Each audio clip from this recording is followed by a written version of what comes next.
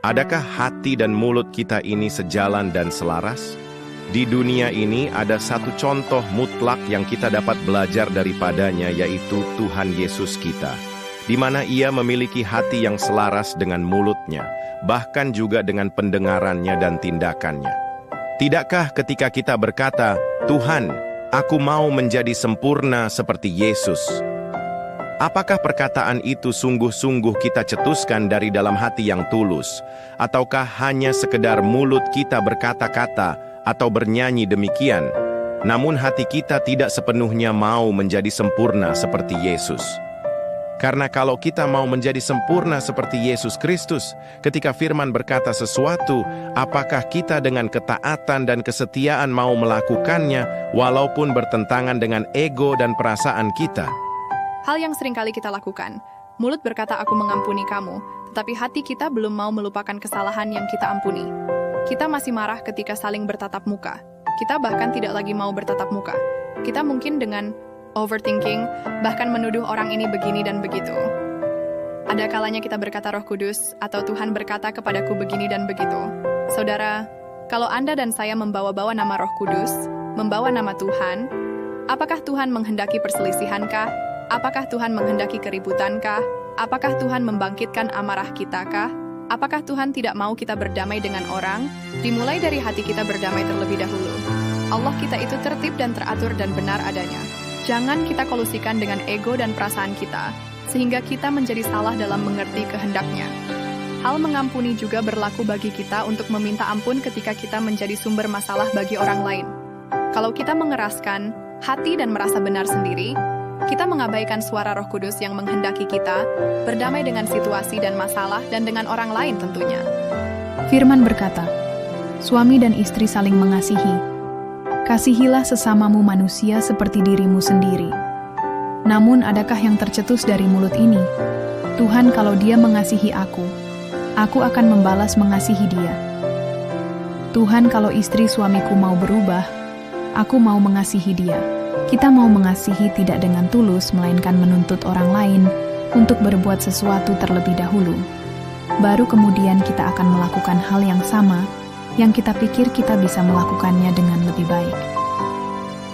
Benarkah demikian? Inikah pengertian firman yang berkata, kasihilah sesamamu manusia seperti dirimu sendiri. Ada kalanya mulut kita berkata, aku mengasihi kamu, tetapi hati kita tidak rela berkorban. Hati kita tidak rela menerima kenyataan harus mengampuni, atau menerima penolakan ketika yang kita ampuni tetap membenci kita. Sehingga alih-alih kita mengasihi, kita malah menjadi membenci orang itu juga, sesama orang percaya lagi. Dan kita merasa benar bertindak demikian, oleh karena seperti seolah-olah Tuhan yang kehendaki. Benarkah kita jikalau berlaku demikian? Ketika persoalan yang menghadang di hadapan kita lebih besar dari apa yang kita pikir kita dapat tanggulangi, dengan mulut kita berkata, bersama Tuhan aku kuat, bersama Tuhan aku menang, bersama Tuhan aku sanggup. Namun hati kita terus bergemuruh. Hati kita terus menjadi gelisah. Hati kita menjadi khawatir. Hati kita menjadi keruh. Sehingga yang terjadi amarah memuncak. Mudah tersinggung dan emosi meluap. Kita sulit mengontrol diri ketika ada mengalami gesekan, karena hati kita yang tidak selaras dengan apa yang mulut kita perkatakan. Dapatkah kita mengingat apa yang terjadi dengan Petrus ketika dilihatnya Yesus berjalan di atas air? Ia berkata, Tuhan panggil aku menghampirimu. Di tengah badai gelombang besar yang sedang melanda perahu mereka, Tuhan mengundang dan Petrus keluar dari perahu dan berjalan di atas air. Selama Petrus memandang kepada Tuhan Yesus, ia berada di atas air. Tetapi, ketika dialihkannya pandangan kepada gelombang, badai, topan yang menderu, hatinya menjadi ciut, dan langkah kakinya terhambat, dan ia mulai tenggelam. Menjadi kuat, menjadi menang, menjadi sanggup hanya mengarahkan fokus kita kepada Tuhan Yesus saja. Dan selama kita tidak mengalihkan pandangan kita kepada masalah, maka kita akan dapat berjalan di atas masalah. Masalah tidak akan membuat kita tenggelam, oleh karena Tuhan menopang kita. Sekeliling kita ada orang-orang yang suka sekali dengan gosip dan hoax, dan kita bisa saja ada di dalam kondisi yang demikian. Kita mungkin berkata, kita tidak boleh gosip, kamu jangan gosip, kamu tidak boleh hoax. Tetapi ketika kita mendengar cerita gosip yang menarik untuk didengar, kita diam. Dan kita pun menjadi sumber gosip sendiri kepada orang lain sesama kita. Gosip adalah cerita yang belum pasti kebenarannya, bahkan ada kecenderungan untuk menjelekkan orang lain. Gosip adalah perilaku dari kondisi hati yang sakit oleh sebab kehidupan seseorang yang tidak dipulihkan, sehingga hal bergosip atau lebih tepatnya bercerita apa yang belum tentu benar, bahkan menghakimi orang lain, menjadi kebiasaan yang tidak terelakkan. Firman berkata, jangan kamu menghakimi, jangan berbohong.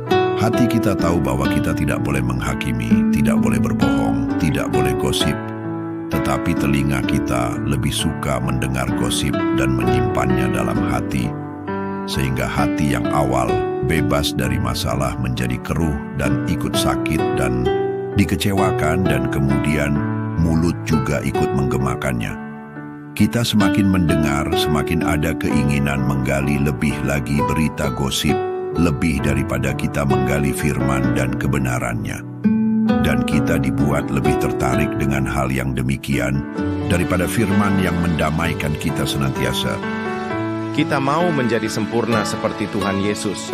Apakah kita mau senantiasa menjadikan hati dan mulut kita selaras dengan kebenaran dan bukan dengan pendapat kita atau kebenaran pribadi?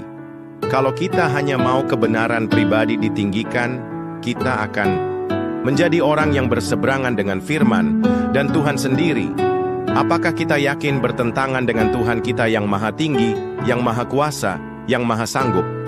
Mari periksalah hati kita masing-masing, agar hati kita menjadi benar dalam pemandangan Tuhan, maka pasti apa yang kita ucapkan dan dengarkan dan perbuat tidak akan mengecewakan Tuhan, karena ada kebenaran Tuhan dalam hati dengan apa yang kita lakukan dan bukan kebenaran menurut pemahaman kita pribadi.